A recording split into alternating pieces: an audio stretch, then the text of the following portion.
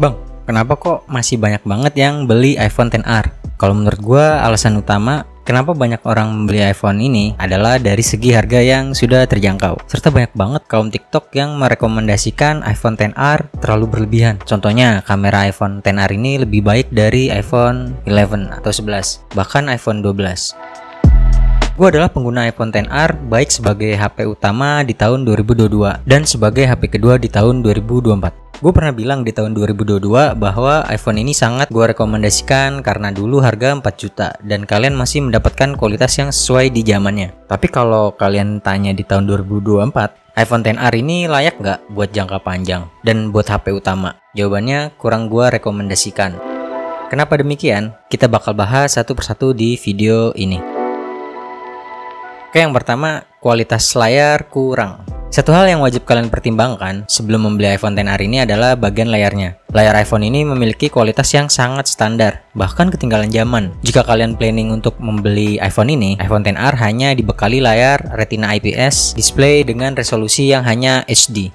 Yap, gua ulangi, resolusinya hanya HD. Selain dari jenis dan resolusi layar yang kurang, bezel di iPhone XR ini juga masih tebal, bahkan lebih tebal dari iPhone X sekalipun, yang notabene-nya iPhone yang lebih lawas dibandingkan dengan XR ini.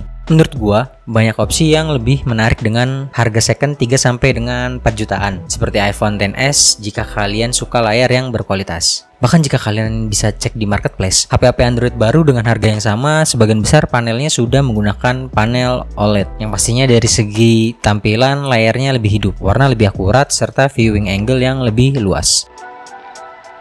Lanjut ke nomor yang kedua, dukungan iOS. iPhone XR dirilis pada tahun 2018. Usia HP ini sudah 5 tahunan. Dan seperti janji Apple, mereka akan memberikan update iOS selama 5 tahun. Jadi bisa kalian simpulkan bahwa kemungkinan besar iPhone XR ini akan mendapatkan update terakhir di iOS 17. Mungkin banyak yang nanya, emang penting bang update iOS? Kan masih bisa dipakai. Nah, pembaruan iOS itu penting agar performa antara hardware, software, serta aplikasi-aplikasi di iPhone berjalan mulus. Hal yang paling buruk jika iPhone kalian tidak bisa update iOS adalah tidak bisa menjalankan suatu aplikasi atau banyak notifikasi error. Kayak contohnya iPhone 7 yang gua gunain. Ketika masih pakai iOS 14, membuka aplikasi Shopee selalu muncul error dan fitur-fitur terbaru aplikasi tersebut tidak muncul serta tidak bisa diperbarui. Jadi dengan demikian, pembaruan iOS itu penting apalagi jika kalian mau pakai iPhone XR ini untuk jangka panjang. Oke, next. Yang ketiga yaitu kamera.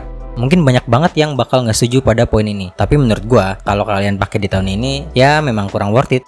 Lah emang kenapa bang? Oke, minim fitur. iPhone XR ini hanya dibekali satu kamera. Tidak ada fitur night mode, serta fitur potretnya pun terbatas untuk manusia saja. Menurut gua fitur night mode seperti di iPhone 11 ke atas itu penting, apalagi buat milenial yang suka nongki malam hari. Sementara fitur potretnya selain terbatas untuk manusia, fitur ini juga seringkali error mendeteksi manusia. Harus di pencahayaan yang terang dan jarak antara device sama objek harus dekat. Jadi nggak sefleksibel di iPhone XS yang memang ada lensa khusus untuk depth sensing.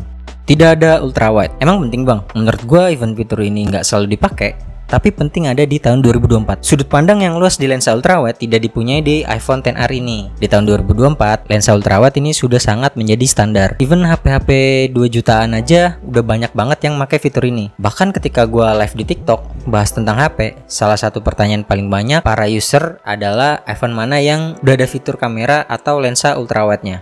Dan jawabannya bukan iPhone XR ini, tapi minimal membeli iPhone 11 yang ada lensa kali 2-nya. Lah kok banyak yang menjadi fans XR bang? Menurut gua nih, ini dikarenakan karena iPhone XR ini banyak dibahas di aplikasi TikTok. Bahkan banyak banget yang terlalu melebih-lebihkan iPhone ini.